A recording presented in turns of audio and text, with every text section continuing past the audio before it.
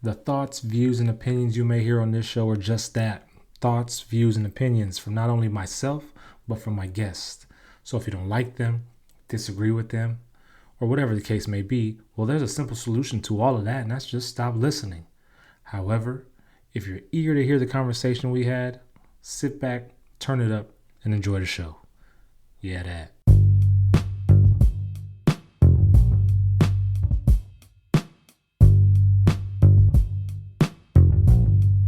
The YeahDat Podcast.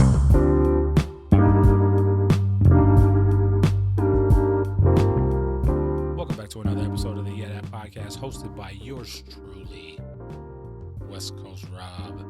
How y'all doing out there? I hope y'all are doing well. The homie is doing well. Before we get into this episode, we got to recap the last episode, episode 70. Run it back.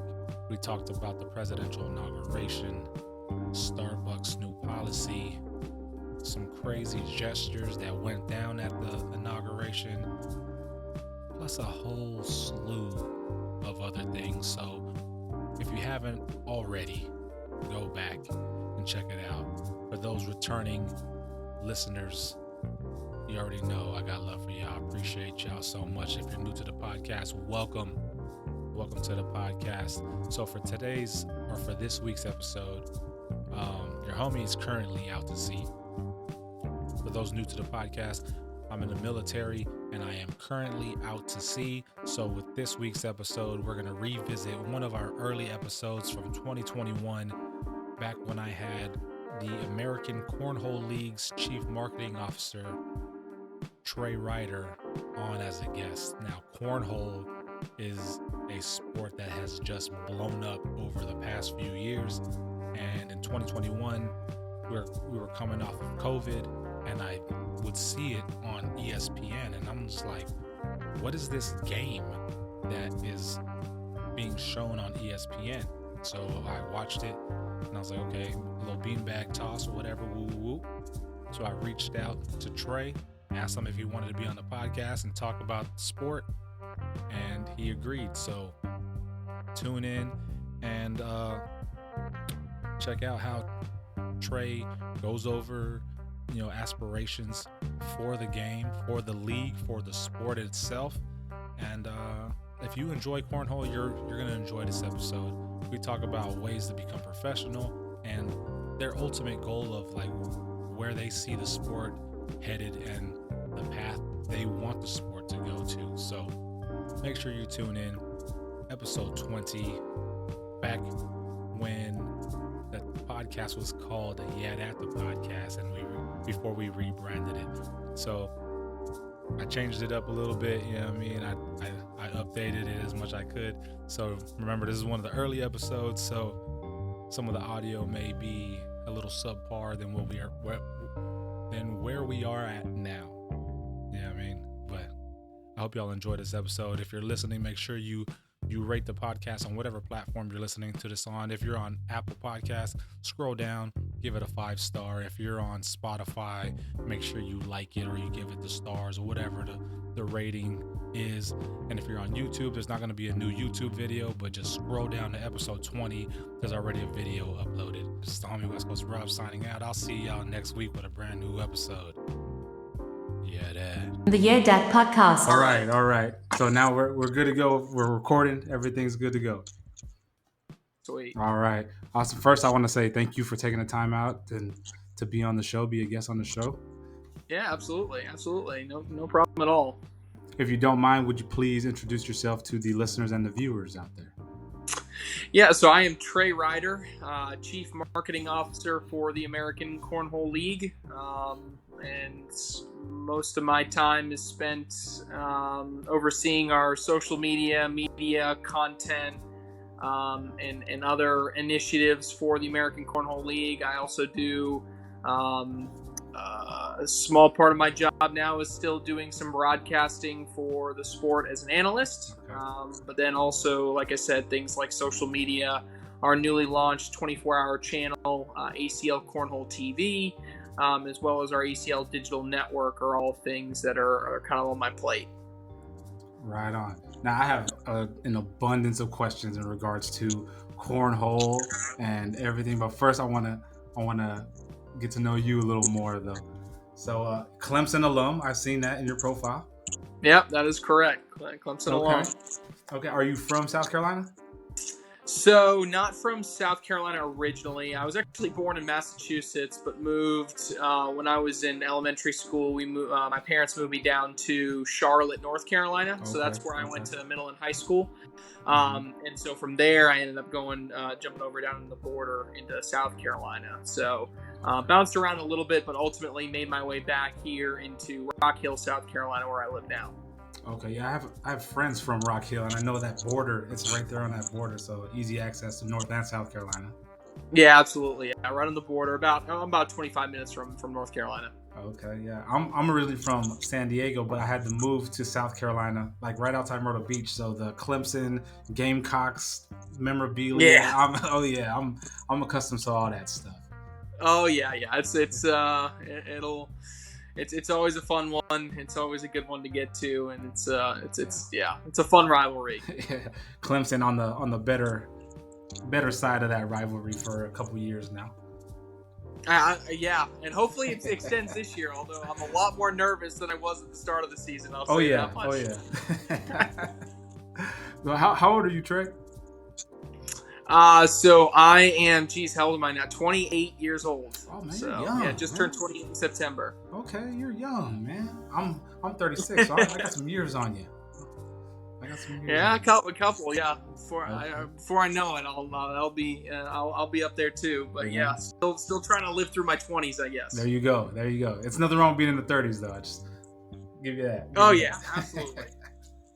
So I seen that the ACL's headquarters is in Rock Hill, correct?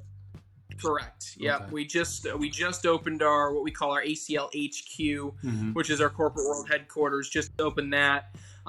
Very nice. Really, we got in there for office space in around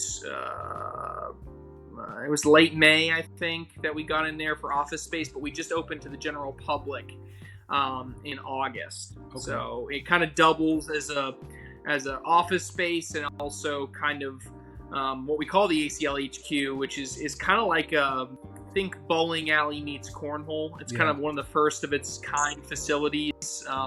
We have a bar, we have 13 lanes of permanent cornhole courts, bag rentals. We open it up to court lane rentals. We have special events. We have, just a variety of different things, all centered around the HQ. Yeah, I seen it online on the website. That place looks very nice, like very nice, very nice.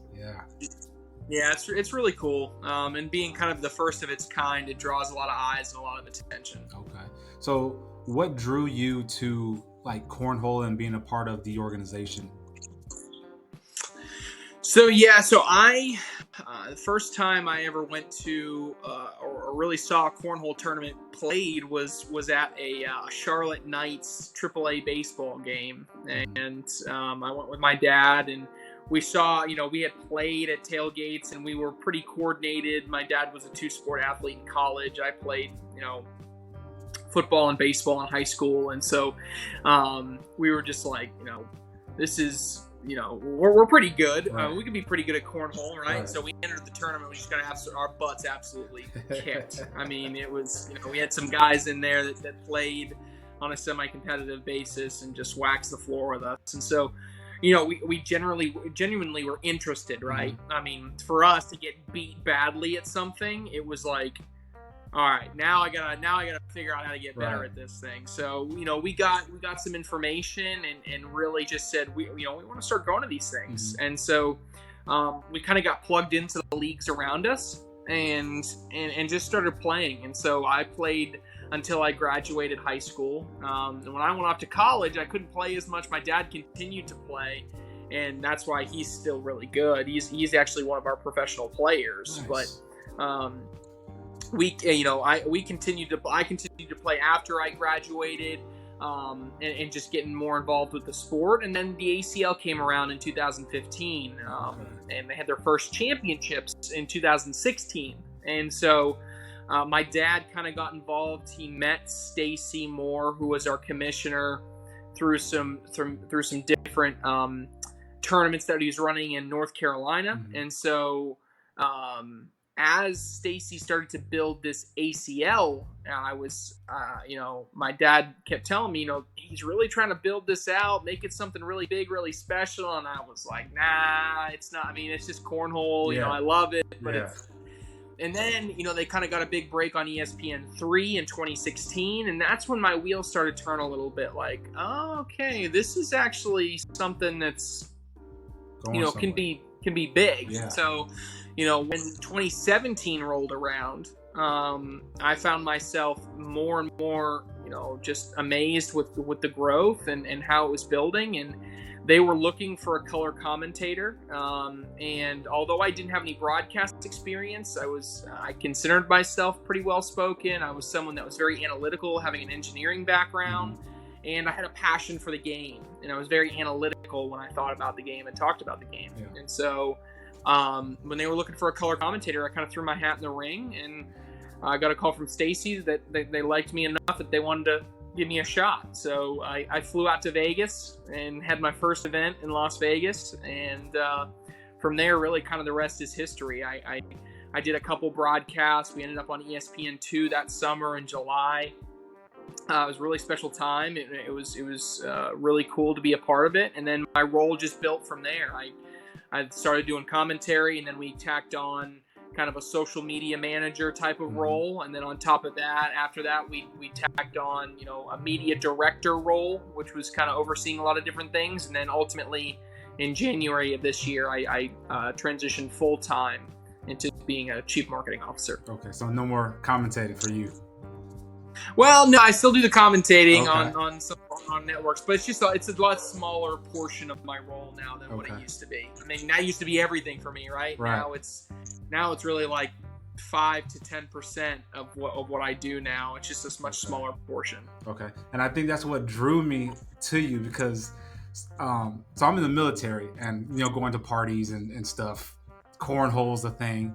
So yeah, I never knew about cornhole until joining the military, and I'm like, what is this game that everyone loves playing with the custom boards and the bags? I'm like, what is this game? And I'm like, bro, this is cornhole. Like, where have you been? So then I started seeing it on TV, and I was like, wait, this is professional? You can be a professional cornhole player? That's nuts to me.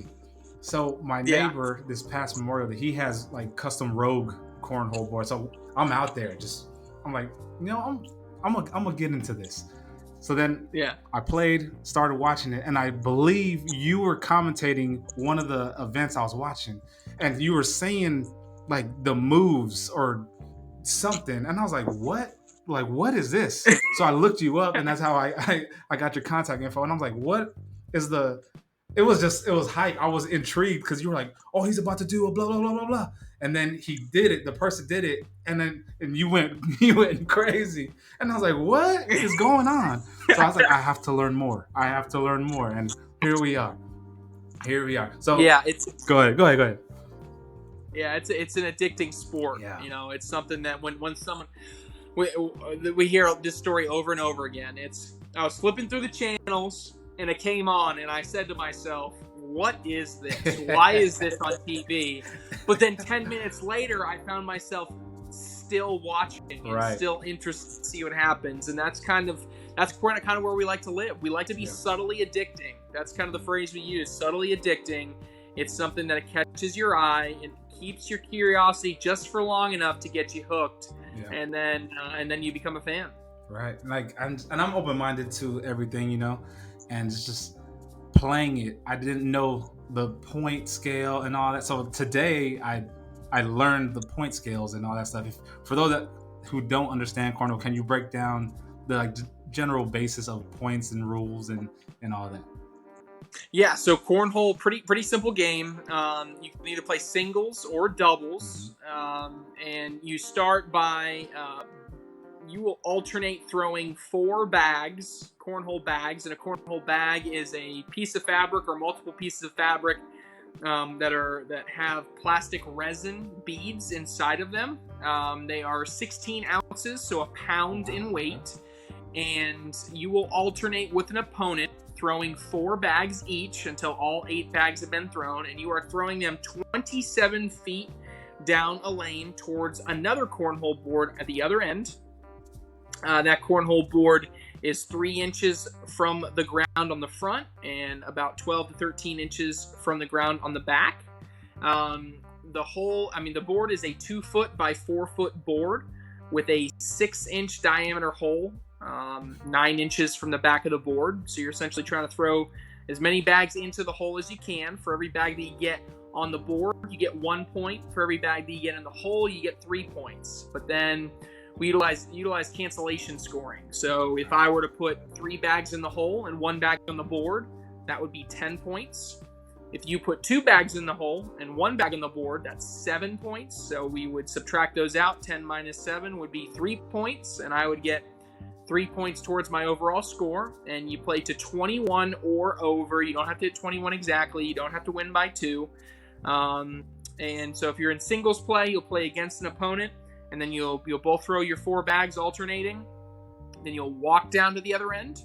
If you're playing doubles play, I'll throw against my opponent right next to me. We'll alternate our 4 bags, and then my teammate is going to stand directly in front of me on the same side of the board, whereas my opponent's partner will be diagonal from me on the other end. So yeah, it's addicting, man. Do you guys do it to where, like, if you're playing singles and say I throw a bag and it's on the board, and then you throw a bag and it's on the board, it's a deduction type thing? Is that a part of the rules also? Yeah, the cancellation scoring always happens at the end of the round. Okay. So if, for example, if you put a bag in the center of the board, right, that's valued at 1 point, but then I push your bag in, you'll get 3 points valued for that bag. But then at the end of the round, you'll subtract how many points you have and how many points I have to give us whoever that net score is, adding to the total score. Okay. So is there a time limit on, like, the number of events or rounds until 21? Yeah, so most of the time we just play to 21 or over. Mm-hmm. There's not a time limit involved, so they can last long. I mean, they can be hour-long games. Most frequently, they're about 15 to 20 minutes. Is usually the time, but they can be super long. But I will say, in some of our events, in some of our exhibition events, we will do a modified format to add some intensity and to make it more made for TV. And we'll limit the number of rounds that the game is played. So similar to baseball and innings, we'll say this round is only going to be 12 rounds. And if after 12 rounds the score is 7-5, then whoever had 7 wins. Okay. That's not traditional cornhole, but that's a format that sometimes we use, specifically in our Pro Shootout series, which happens over the summer on CBS networks. That shootout series is going to be round limited versus traditional cornhole that you see on our ESPN series. Oh, okay. So with becoming a pro, I seen anyone can play, anyone can join. Are there like different? I seen there was like 4 skill levels. Does that apply to pros, or is that just like exhibition or amateur? Yeah, what's great is we have 5 overall skill levels, which is really cool. Novice, intermediate, competitive, advanced, and pro. Okay. And so that ranges all the way from you're just getting involved for the first time, you don't really know how to play, you just want to learn how to play the game at the novice level, all the way to our professional players, in which some of them are doing this as a full-time job, others are aspiring to do it as a full-time job. So cornhole, so we have all of these different events.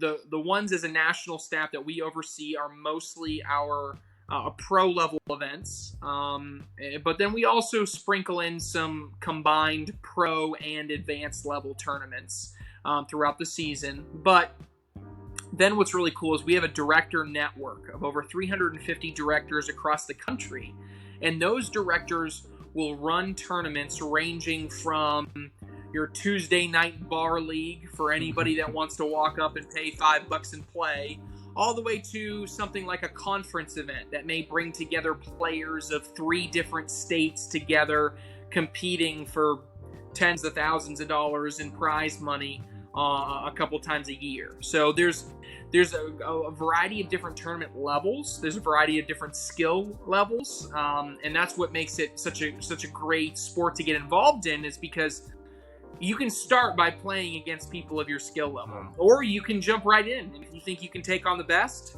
we encourage it. We hope you qualify to be a pro the next coming season. So we have a pro qualification process and a variety of other tournaments that we host all throughout the season, and it all leads up to our World Championships, which happens each year in August. Okay, so how long is a season normally?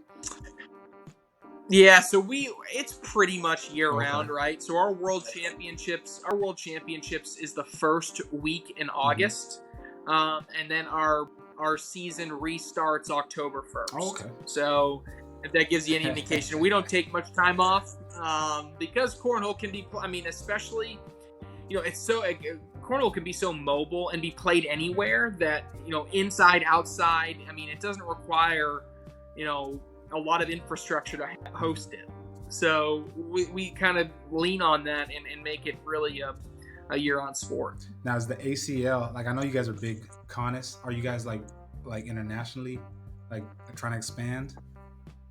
Yeah, so we're in about 15 countries at the moment, and that ranges from full-blown leagues and tournaments and national championships all the way to, we got a group of about 30 people in a country that are starting the basis for forming a big league in that country, and ultimately, cornhole's gonna be an Olympic sport one day. We know that. It's just a question of when. Yeah.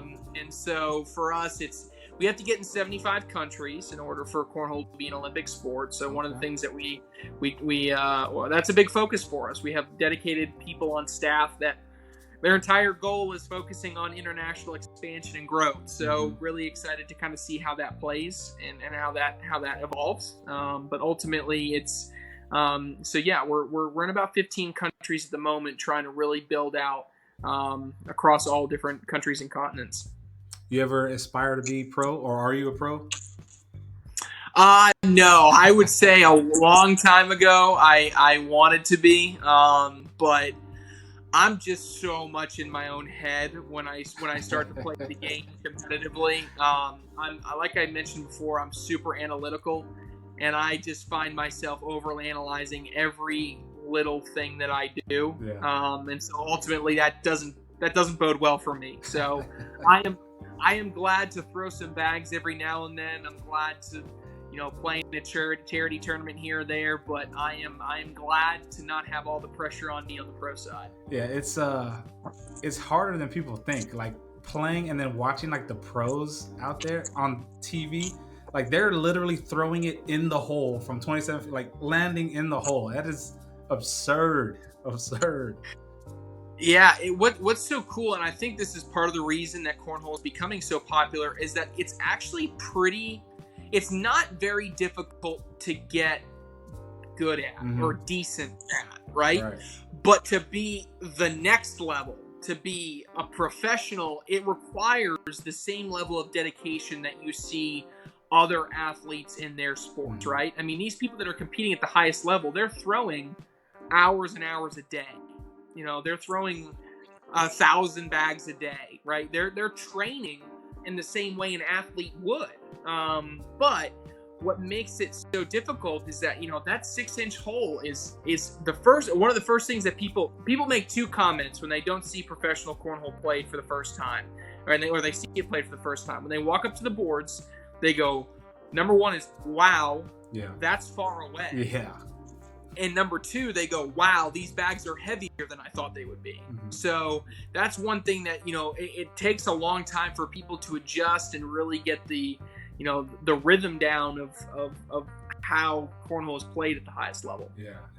I got more respect for cornhole players now, playing and then watching. It's just, you just think, oh, I'm going to toss this beanbag into this hole over here. No, no, it's not that simple. Then there's the techniques of how you throw it, and it's crazy. Yeah. It's crazy. It is. It's unbelievable the control and the manipulation that some of these players have over the bags and things that they can make it do. It's just, some of them are, for lack of a better word, they're just magicians. Yeah. Oh man, I can see it. Is there like an eligibility that the pros have to obtain within the season, or is once you're a pro forever? Yeah, so they have to, there's a variety of different ways that pros can either qualify for the first time. Existing pros can re-qualify, a variety of different methods. But the easiest way to break it down is if you're a current pro, you can re-qualify via pro standings. Okay. If you finish high enough in the rankings, you automatically get to come back the next season. Okay. If you're not a pro, we have standings for amateurs that we call open standings. And if you finish in the top X amount of open standings, which includes anybody across the country, if you wanted to start playing cornhole and compete in open standings and finish high enough, you could automatically qualify to be a pro next season. Those are the two major ways, whether you're a pro or a non-pro. And then kind of the third way that anybody can do is every year we have a variety of different qualifier events.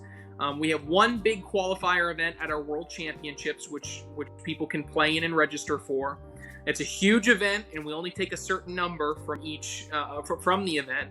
And then we also offer qualifier events for each ACL conference across the country. So you being on the West Coast, if the Western Conference in the ACL always hosts a conference pro qualifier. If you win that pro qualifier, you become an ACL pro the following season. So it's a mixture of both events and then also standings that count events throughout the course of the season. Okay. And so I'm a pro bodybuilder, so it's similar to like the bodybuilding shows. There's different shows and there's qualifiers. You win the show, then you can qualify to become a pro. Yeah, exactly the same concept. That's pretty cool. So the correlation between the two sports. Once you're in the ACL, I know there's another organization. You're not allowed to compete in that one, correct? So if all of our professional players essentially are competing 100% in our ACL Pro division, they'll compete in some other open events that we had. Remember, I mentioned open standings. They'll play in those throughout the entire season, but the slate of what we got, they're committed. They're contracted to play in our events, and they're dedicated to those. That's good. Yeah, because I seen there was another organization, and I was like, oh man, ACL seems legit. So I gotta ask the question. So you guys are on the path of trying to make it an Olympic sport and building the sport. Do you guys? I mean, I know you've heard the stigma. You get the criticisms of it not being a sport or whatever. Like, what's your take on that? I take it and just say, hey, just watch it for a little bit. Yeah. Just play it a little bit. And I think your mind would change, because I think, just like you said, people gain an appreciation for our sport once they actually see what some of our athletes can do, and how consistent and unbelievable they can be. And when I look at other Olympic sports and other opportunities, I just say to myself, there's equal, if not more, skill involved with cornhole in some facets. Take something like curling, right? Right. I mean, curling has become such a big popular thing in the Winter Olympics, and I think cornhole has a lot of similarities, but I think it has a lot of things that make it somewhat even more exciting, right? I mean, cornhole in a way is almost like 3D curling, because curling is essentially just played on a plane, right? Yeah. But cornhole can have different ways that bags interact with each other, and they go on top of each other, and they go around and to the side and through. It's just played a little bit differently. Look at something like bowling. Bowling is, I think the one thing that separates cornhole from a sport like bowling is you can play defense in cornhole. You can't play defense in bowling. You can't play defense in golf, right? Yeah. Because if your opponent is playing the game of their life, there's nothing that you can do to stop them. In cornhole, that's not the case. If you have someone that's on a really big streak, there are things that you can do to your opponent to make them change their strategy and to possibly set them up to miss shots moving forward. Right. So So yeah, it's certainly it's a sport that gets a lot of snickers when you originally mention it, but ultimately it's something that I think people grow to have an appreciation for once they get immersed in it. Right, and I don't see why it couldn't or it won't be an Olympic sport. I mean, people, like you said, those two sports you've referenced, and then there's like airsoft and just other archery. I mean, there's other sports that are, right. So why not? Yeah, why not? Yeah. Why not? So with the, I didn't know the defense and all that stuff. Like what? So how would one play defense on cornhole? Like how is that? Yeah, so the highest percentage shot in cornhole, the one that's played the most out of anything, is what we call the slide shot. And that's a player throwing the bag, trying to land in the center of the board, and sliding up and into the hole.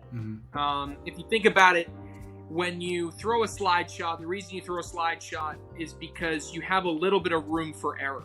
If you throw what we call an airmail, which is kind of like a swish in basketball, I throw it straight in. You're throwing, a 6-inch bag into a 6-inch hole 27 feet away. Statistics tell you, with no defense, that's actually a harder shot than an NBA 3-pointer. Now I know that get a lot of eye rolls and everything like that, but in all seriousness, statistically, that is the case. Of course, it makes sense. So what a slide shot is just higher percentage because you don't have to hit exactly on a dime every single time. And so people throw a slide shot. So if I don't want you to be able to do that anymore, if I don't want you to be able to throw the slide shot over and over and over again, I can lay what we call a block shot. I can throw the bag higher, land it in the center of the board, and now if you threw that same slide shot, my bag would stop. Or your bag would stop, or any of our bags would just stop in the center of the board. And so you're essentially creating chaos, you're creating a mess on the board, causing players to have to do something different. Whether that means now I have to throw the airmail, or maybe I have to throw it a little bit harder and push through it, or maybe I step out a little bit and I try to go around it and I try to throw my bag at an angle. Maybe I throw a cut shot, or all these different strategies get unleashed with defense involved in the game, and I think that's really what sparks the conversation. And even I saw a little bit of a chuckle there when I said cut shot, but I think that's what genuinely probably interested you, right? Yeah. Because when you tuned in, you saw me talk about something, some level of strategy to it, and that's when you got interested. You were like, "Whoa, wait a second, what did he just say?" And so that's when you got hooked. And I think that's not true with something like bowling, right? In bowling, how many times can you say that this person's going to try to spin it this way and hit it? Now, bowling commentators and bowling TV love when people miss, because if they miss, that means they get an opportunity to talk about the splits. They get to talk about what they're going to try to do. And that's when bowling can become interesting, whereas cornhole gets that every single round, which makes it special. So in order to playing defense, like using the example, that would more so be towards like someone who's like in the lead, because you're like somewhat sacrificing possible points to block. No? Possibly yes, possibly no. So for example, there are some top level players that regardless if they're winning or losing, if they have the opportunity to go first, they're going to put a block in the middle of the board every single round. And the reason for that is they believe that playing that style of game is an advantage to them.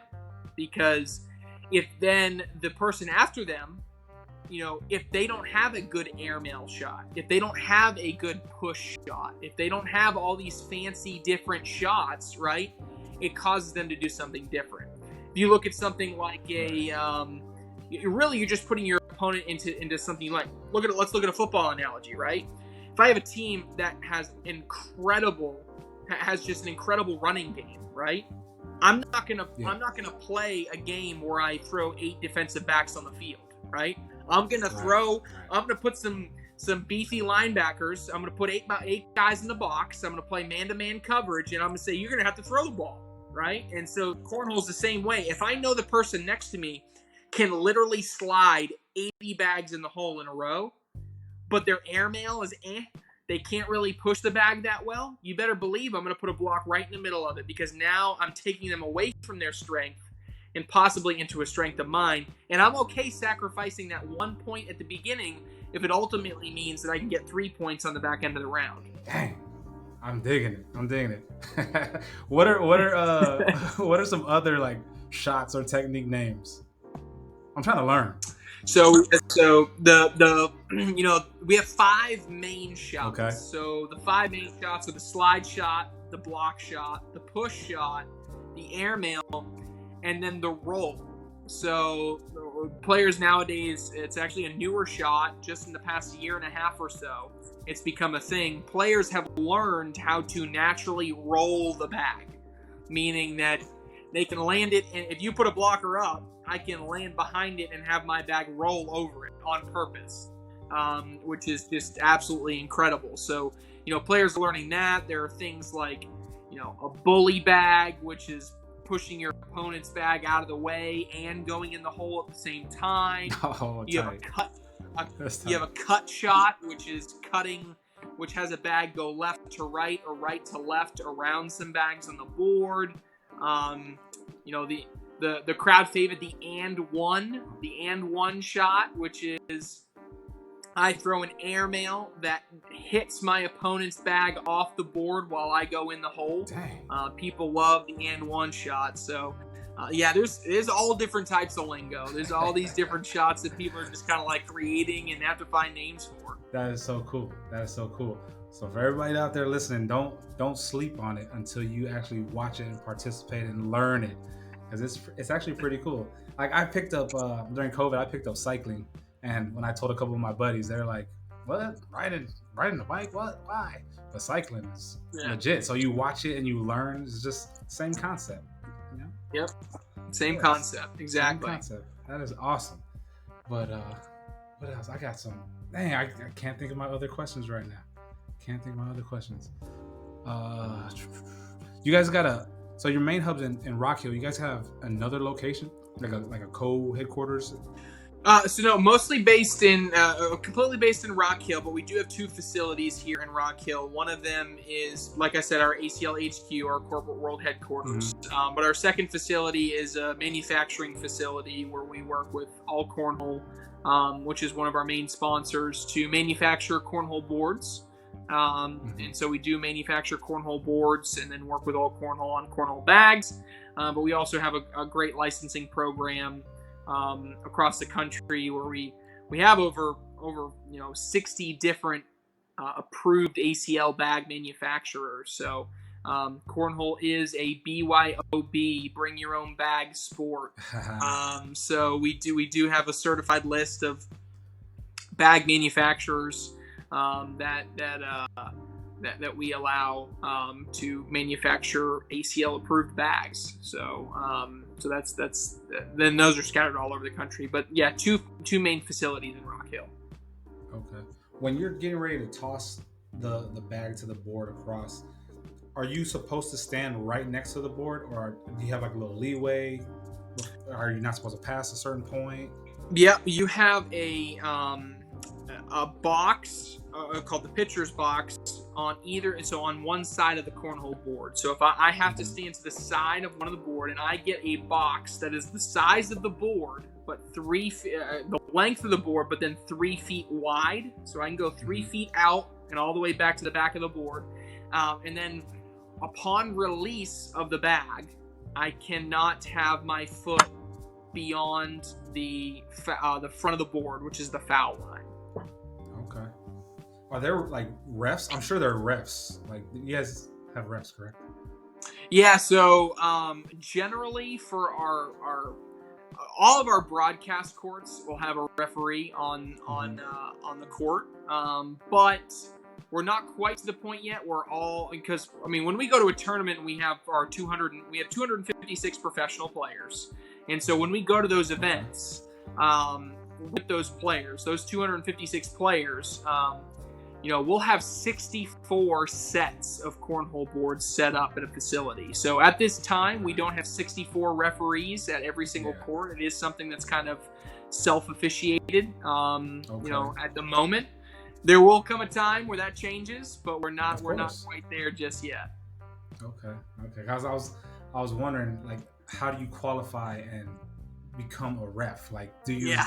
you know, like how's that work? Our broadcast court referee at the moment is one of our national directors, so he knows the rule book in and out, and he knows all those things. So we put him up there.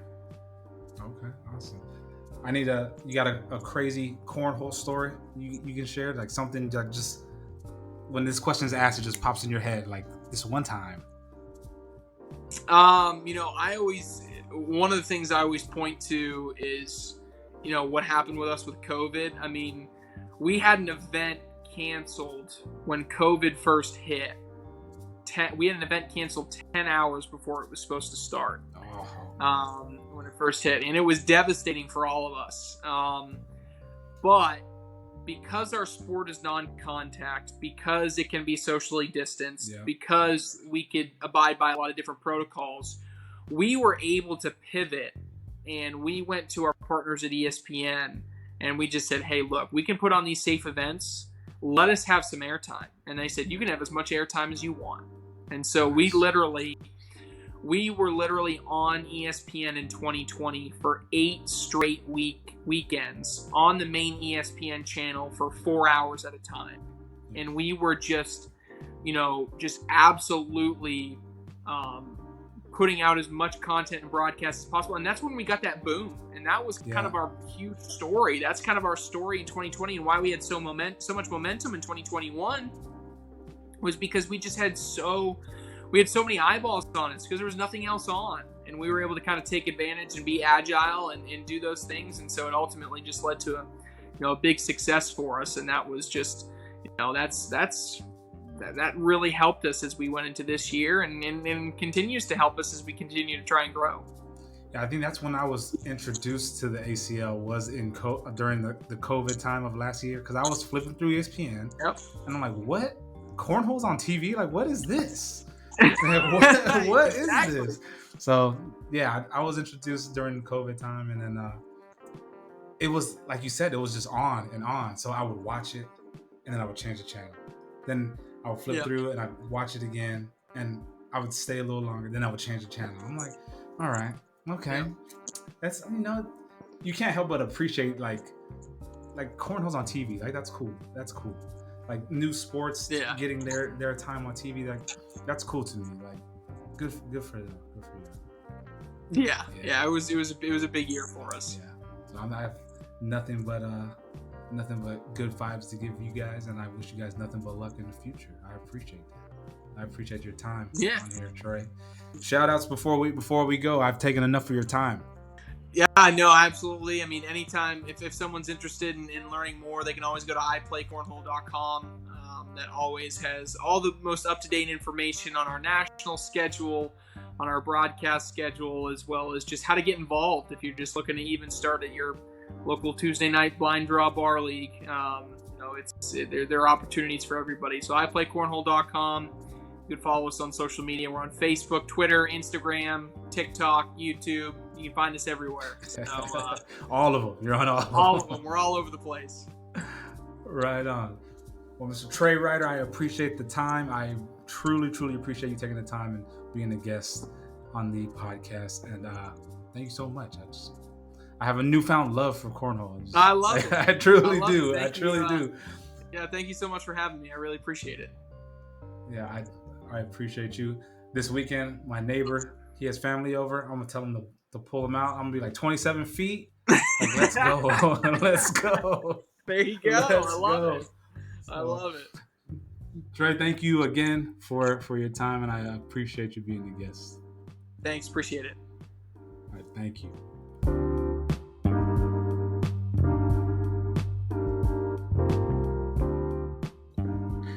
And there you have it, folks. That is a wrap for the episode with my special guest, Mr. Trey Ryder, the Chief Marketing Officer of the American Cornhole League. And it was a very informative episode. Everybody loves cornhole, and I know after listening to that, you learned a little more about cornhole and what their aspirations are in helping the sport expand not only nationally but globally. If you're interested and want to learn more, you can go to iplaycornhole.com, and it'll right there, that website will tell you everything you need to know about cornhole.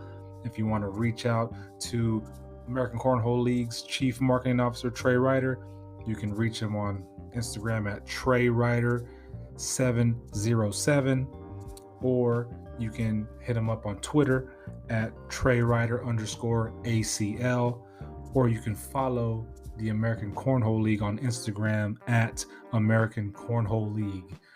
Once again, thank you to Trey Ryder for taking the time out to be a guest on the show. I truly appreciate you and appreciate your time. And thank you everybody out there for listening. And I hope you enjoyed this episode as much as I did. It was a fun one. I learned a lot. So when you see cornhole on ESPN, take the time, watch it, listen, learn. It's quite entertaining. So just be open-minded, give everything a chance, and you never know, you might just become the next American Cornhole League pro. Who knows? But thank you all for listening and for tuning in. For those of you interested, you can watch it on YouTube. Just type in YeahDat Podcast or type in Westcoast Rob, and it's uploaded on YouTube. But thank you guys for listening, and make sure you do leave a comment, a like, you subscribe, you tell your friends about the episode. Until the next episode, thank you guys again and gals for listening to today's episode with Mr. Trey Ryder, American Cornhole League's Chief Marketing Officer. And until the next episode, YeahDat. The YeahDat Podcast.